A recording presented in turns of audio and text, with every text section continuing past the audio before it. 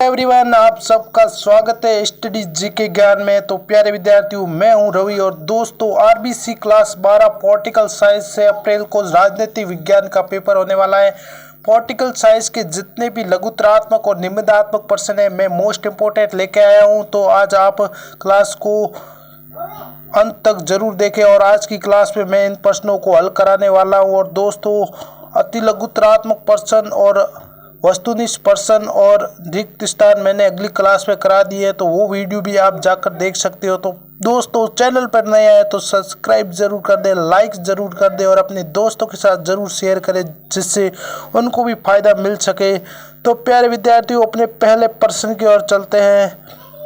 पहला लघुतरात्मक प्रश्न है प्यारे विद्यार्थियों, अमेरिका ने ऑपरेशन एंड्यूरिंग फ्रीडम के विरुद्ध चलाया, किसके विरुद्ध चलाया था? तो प्यारे विद्यार्थियों, इसके राइट आंसर की बात करें तो प्रश्न मैं आपके लिए लिख के लाया हूँ।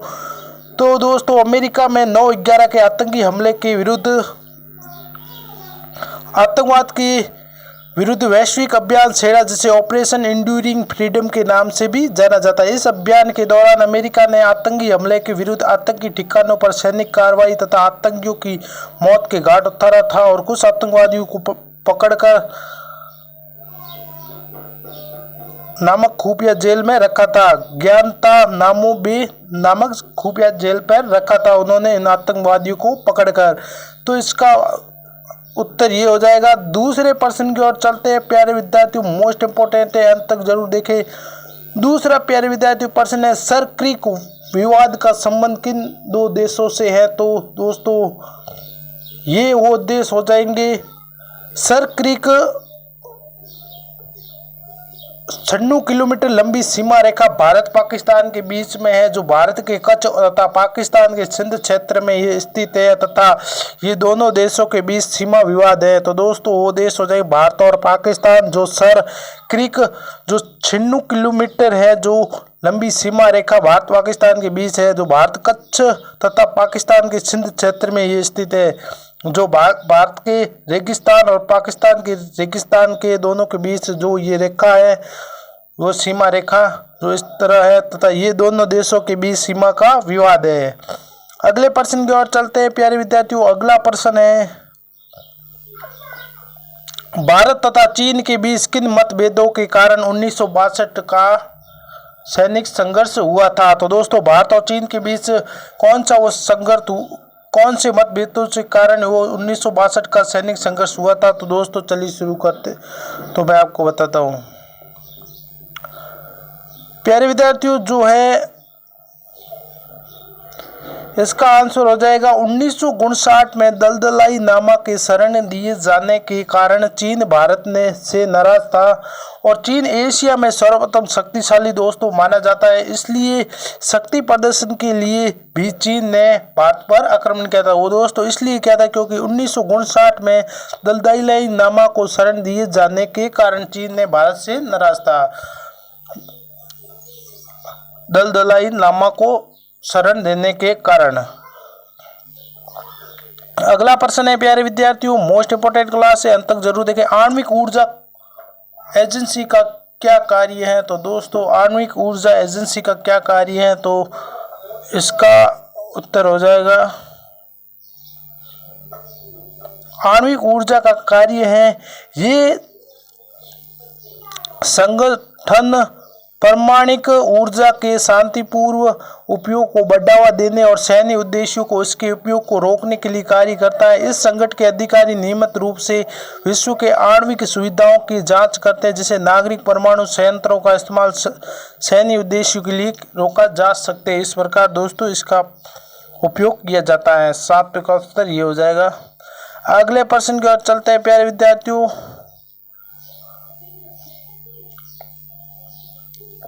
अगला प्रश्न इस प्रकार है, अगला प्रश्न है, न्याय युद्ध क्या है स्पष्ट कीजिए। दोस्तों, न्याय युद्ध क्या है स्पष्ट कीजिए। तो ये दोस्तों मोस्ट इंपोर्टेंट है, ध्यान में रखना। इसके उत्तर की बात करें तो प्यारे विद्यार्थियों इसका उत्तर हो जाएगा, आज लगभग पूरा विश्व, इसका उत्तर ये है, आज पूरा विश्व मानता है कि देश को युद्ध उचित कारणों यानी आत्मरक्षा तथा दूसरों को जनसंहार से बचाने के लिए ही करना चाहिए, अर्थात युद्ध साधनों को सीमित मात्रा में इस्तेमाल किया जाना चाहिए। इस धारणा को न्याय युद्ध कहा जाता है। दोस्तों, जो दूसरों को बचाने या खुद को आत्मरक्षा में जो युद्ध किया जाए उसे न्याय युद्ध कहा जाता है। अगले प्रश्न की ओर चलते हैं प्यारे विद्यार्थियों। अगला प्रश्न है, नवा प्रश्न है, पर्यावरण की सुरक्षा से संबंधित संधियों के नाम लिखो। तो दोस्तों, पर्यावरण की सुरक्षा से संबंधित संधियां इस प्रकार हैं।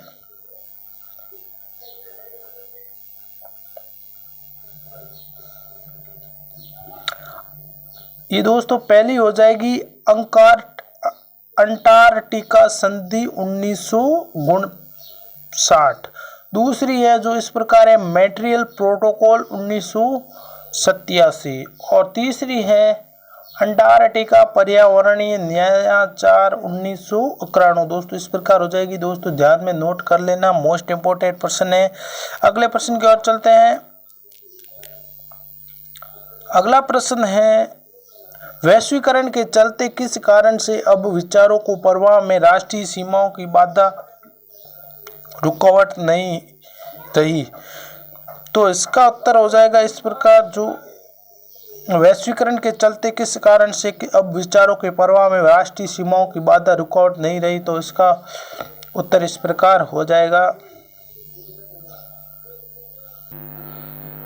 इसका उत्तर है निस्संदेह टेलीग्राम, टेलीफोन, माइक्रोचिप, इंटरनेट इत्यादि नवीनतम आविष्कारों ने विश्व के विभिन्न हिस्सों के बीच क्रांतिकारी बदलाव किए। अंग्रेजी अंतर्राष्ट्रीय भाषा के रूप में विकसित हुई, जिससे विचारों का आदान प्रदान आसान हुआ। इस तरह वैश्वीकरण के बाधा हटी। अगले प्रश्न की ओर चलते हैं प्यारे विद्यार्थियों। अगला प्रश्न है राष्ट्रीय 11 प्रश्न है, राष्ट्रीय भारतीय राजनीति में डॉक्टर BR अम्बेडकर के योगदान का उल्लेख कीजिए। तो राष्ट्रीय राजनीति में डॉक्टर अम्बेडकर का क्या योगदान रहा, वो इस प्रकार है। डॉक्टर BR अम्बेडकर ने independent labour party of scheduled caste federation की स्थापना की थी। दोस्तों जो इस प्रकार Ambedkar Republican party of India के गठन के योजनाकार थे और अम्बेडकर ने संविधान सभा की प्रारूप समिति के अध्यक्ष भी हैं, ये ध्यान में रखना। और डॉक्टर अम्बेडकर ने दलितों के उत्थान के लिए पुरजोर समर्थन दिया। दोस्तों इन्होंने दलितों को उत्थान के लिए पूर्ण उत्थान जोर दिए और अम्बेडकर द्वारा रिपब्लिक पार्टी इंडिया के गठन के योजनाकार थे और अम्बेडकर संविधान सभा के प्रारूप सदस्य कहलाते हैं। इस प्रकार से ध्यान रखना है। 12वें प्रश्न की ओर चलते हैं।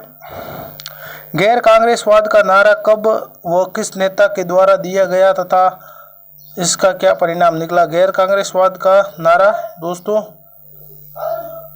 कब व किस नेता के द्वारा दिया गया तथा इसका क्या परिणाम निकला। तो इसका उत्तर हो जाएगा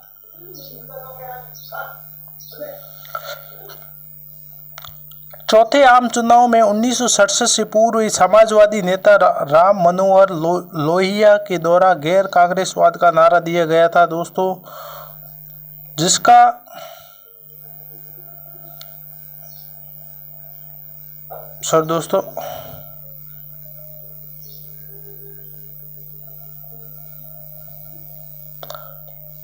जिसका गैर कांग्रेसी पार्टियों का एकजुट होना था, जिसे कांग्रेस को पराजयवादी किया था। इसके परिणाम स्वरूप 1967 में चुनाव में कांग्रेस उनके अनेक राजाओं ने अपनी सत्ता खो बैठी तथा केंद्र में भी उसकी सीटें पिछले 3 आम चुनाव की अपेक्षा कम हो गई। इसके कारण इस नारे के कारण इस प्रकार हो जाएगा। अगले प्रश्न की ओर चलते हैं प्यारे विद्यार्थियों। अगला प्रश्न 13वां है जो इस प्रकार है। कांग्रेस की फूट के पश्चात कौन से 2 राजनीतिक दल उभरे तथा इनका क्या परिणाम हुआ। तो दोस्तों इसके उत्तर की बात करें तो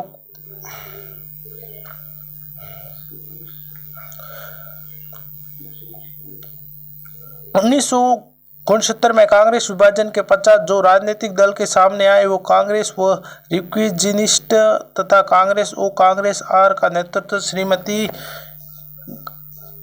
गांधी कर रही थी और वही कांग्रेस ओआर का नेतृत्व सिंडिकेट कर रहा था और जिसके अध्यक्ष नजलिगप्पा थे। और इसके परिणाम स्वरूप कांग्रेस आर को नई नीतियां अपनानी पड़ी और आगे चलकर वो उसमें असफल रही जबकि कांग्रेस को आगे चलकर पूरी तरह समाप्त हो गई इस कारण के। अगले प्रश्न की ओर चलते हैं। अगला प्रश्न है, भारत सरकार ने किस कार्य ने मछुआरों की जिंदगी बड़े तौर पर प्रभावित किया? इन मछुआरों ने राष्ट्रीय स्तर पर कौन सा संगठन बनाया? दोस्तों, इस भारत सरकार ने इसके लिए क्या किया ये देखते हैं।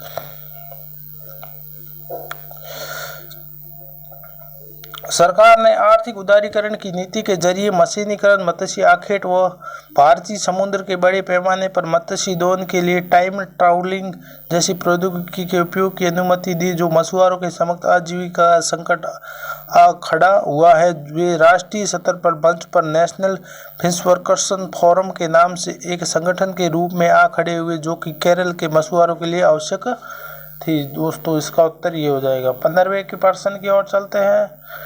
15वां प्रश्न है, रामस्वामी नायकर पेरियार का संक्षिप्त जीवन परिचय दीजिए। रामस्वामी नायकर का जीवन परिचय इस प्रकार है।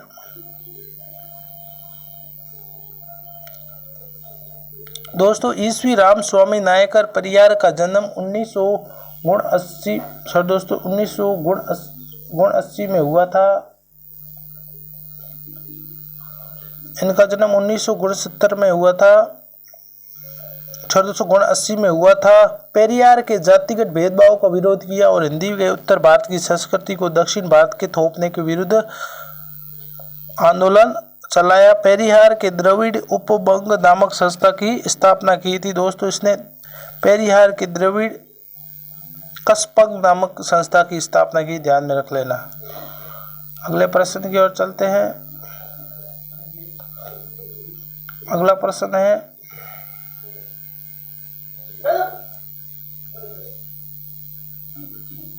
आपके विचार में क्या आनंदपुर साहिब उस प्रस्ताव संघात्मकता को सुदृढ़ बनाने की दिशा में एक तर्क तथा अथवा एक अलग सिख राष्ट्र के पक्ष में? दोस्तों, इसका उत्तर की बात करें तो इसका प्रश्न इस प्रकार हो जाएगा कि आपके विचार में क्या आनंदपुर साहिब प्रस्ताव संघात्मक को सुदृढ़ बनाने की दिशा में एक तर्क तथा अथवा इसके अलग सिख राष्ट्र के पक्ष में है? आनंदपुर साहिब प्रस्ताव को इस प्रकार सकारात्मक हो जाएगा।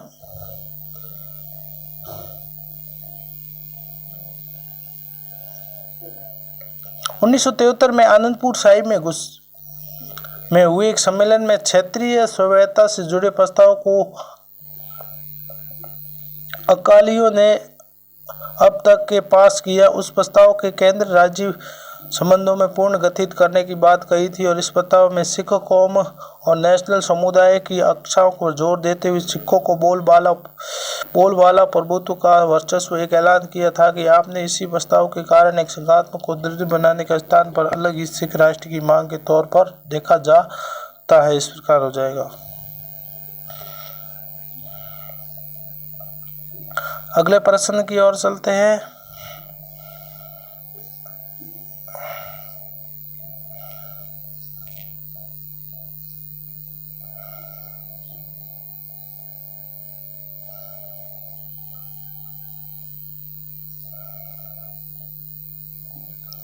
अगला है जो दोस्तों दीर्घ लघुतरात्मक प्रश्न हो जाएंगे, जो 100 शब्दों में आपके आंसर देना है। उड़ीसा पॉस्को प्लांट को किन आधारों पर उन विरोध का सामना करना पड़ा?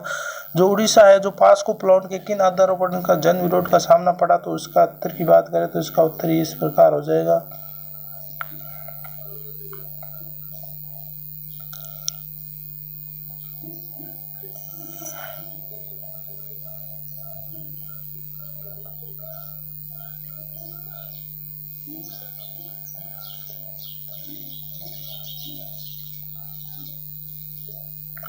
इसके उत्तर की बात करें तो प्यारे विद्यार्थियों, इसका उत्तर हो जाएगा कि विश्व इस्पात की मांग बढ़ी और उड़ीसा के महत्वपूर्ण जगह के रूप उभरा। उड़ीसा का लोहा ऐसा विशाल भंडार था। उड़ीसा तत्कालीन राज्य भारत ने अंतर्राष्ट्रीय इस्पात निर्माता के राष्ट्रीय स्तर के इस्पात निर्माताओं के साथ सहमति पर हस्ताक्षर की। सरकार के अनुसार ऐसा करने के आवश्यक पूंजी निवेश भी होगा और रोजगार के अवसर दोस्तों सरकार के अनुसार ऐसा करने की आवश्यक पूंजी निवेश की होगा और रोजगार के अवसर बढ़ेंगे। लो ऐसक के ज्यादातर भंडार उड़ीसा के सर्वाधिक विकसित इलाकों में है और विशेषकर आदिवासी इलाकों में आदिवासियों का डर है और कि अगर यहाँ उद्योग लगाए गए तो उन्हें अपने घर बार से विस्थापित होना पड़ेगा और आजीविका छिन जाएगी। साथ ही पर्यावरणविदों को इस बात पर डर है कि खनन और उद्योग से निर्माण पर्यावरण प्रदूषित होगा। तो दोस्तों इसका उत्तर इस प्रकार हो जाएगा। अगले प्रश्न की ओर चलते हैं।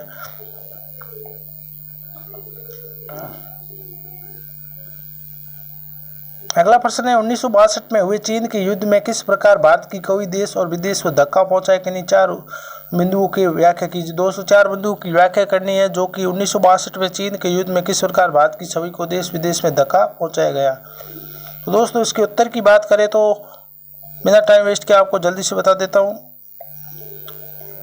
इसके उत्तर की बात करें तो 1962 में भारत चीन युद्ध के भारत की छवि को निम्नलिखित तरीकों से खराब पहुंचाया। जो पहला है जो पंडित नेहरू की विदेश नीति की आलोचना हुई थी और दूसरा है तत्कालीन रक्षा मंत्री वी.के. कृष्ण मेनन के त्याग पत्र देना पड़ा और तीसरा है पंडित नेहरू को मंत्रिमंडल विरुद्ध प्रथम बार अविश्वास प्रस्ताव पर चर्चा हुई और चौथा है भारत सरकार का ध्यान पूर्वोत्तर राज्यों के विकास की तरफ गया और पहले अनदेखी सरकार थे और चीन यहाँ घुसपैठ करने की नीति से युद्ध से पूर्व अपनाई और चौथा है पांचवा है भारतीय कम्युनिस्ट पार्टी विभाजन की शिकार हुई और इस पार्टी से अलग होकर मार्क्सवादी कम्युनिस्ट पार्टी CPI-M का गठन हुआ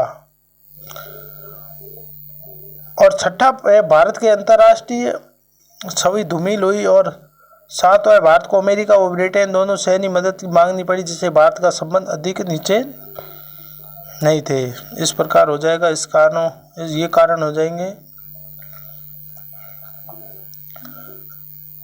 अगला प्रश्न है गुजरात आंदोलन पर एक संक्षिप्त टिप्पणी लिखी। तो दोस्तों गुजरात आंदोलन पर एक टिप्पणी लिखनी है संक्षिप्त में आपको 100 शब्दों में। तो दोस्तों इस प्रकार हो जाएगी। दोस्तों ध्यानपूर्वक प्रश्न पढ़ के फिर आपको उत्तर देने हैं। तो दोस्तों 1900 प्रश्न है जनवरी 1994 गुजरात पर टिप्पणी है।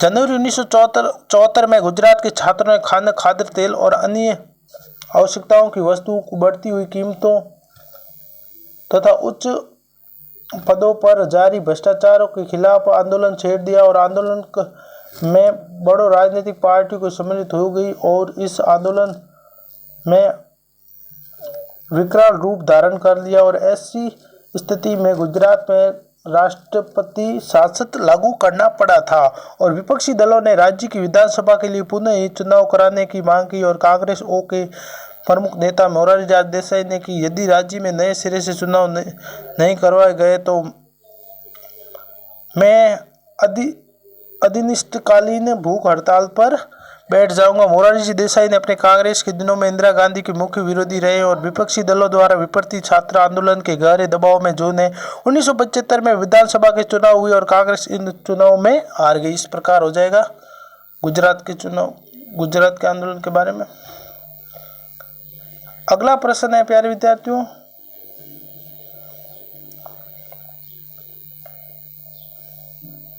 1990 के बाद की अवधि में भारत राजनीति के मुख्य मुद्दे क्या रहे हैं। इन मुद्दों से राजनीतिक दलों के आपसी जुड़ाव के क्या रूप सामने आए हैं। तो दोस्तों इसके उत्तर की बात करें तो इसका 20वां उत्तर हो जाएगा। 20वें का उत्तर इस प्रकार हो जाएगा।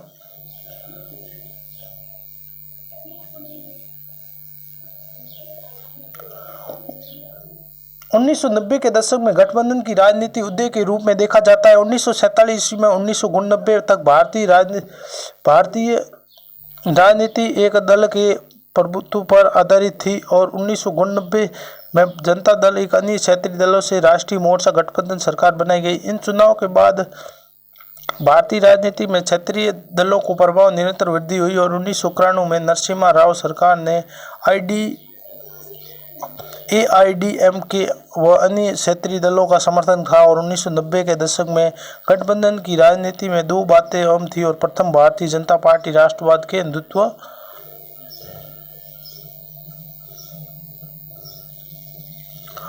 की नीति के आधार पर निरंतर सफलता प्राप्त कर रही थी। इसी दौरान कांग्रेस का प्रभाव केंद्र व राज्यों के निरंतर घटने लगा। इस युग के सौदेबाजी वाले गठन का युग कहा जाता है क्योंकि इस समय केंद्र सरकार ने दलों की भूमिका अहम रही और क्षेत्रीय मुद्दों को मजबूती इन दलों को ठुकराया गया था। तो दोस्तों इस प्रकार हो जाएगा प्यारे विद्यार्थियों। दोस्तों अगला निबंधात्मक प्रश्न दिए गए हैं आपके, जो इस प्रकार है।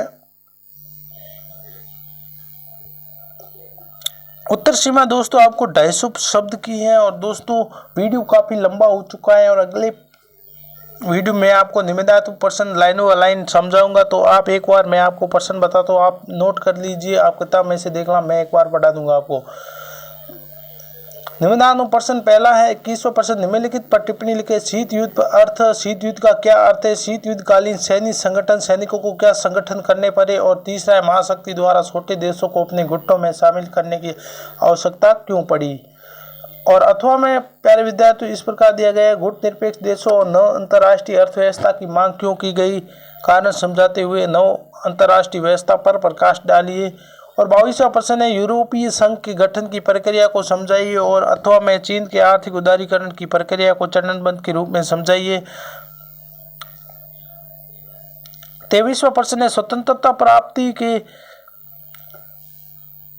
समय भारत की प्रमुख चुनौतियां कौन कौन सी थी और इन चुनौतियों का किस प्रकार समाधान किया गया है? और राजस्थान बोर्ड 2015 में भी ये पूछा गया था। और अथवा में आज़ाद हिंदुस्तान का जन्म अत्यधिक कठिन परिस्थितियों से हुआ है, कथन को स्पष्ट कीजिए तथा बताइए कि आज़ाद भारत को एक धर्मनिरपेक्ष राज्य बनाने के लिए हमारे नेता गुणों क्या क्या प्रयास किए गए थे। तो दोस्तों वीडियो में आज का इतना ही। अगले प्रश्न में आपको निबंधात्मक प्रश्न समझा दूंगा। तो दोस्तों चैनल पर नए आए तो सब्सक्राइब जरूर कर देना और अगले वीडियो में मिलते हैं, लाइक जरूर कर देना। मिलते हैं अगले वीडियो में।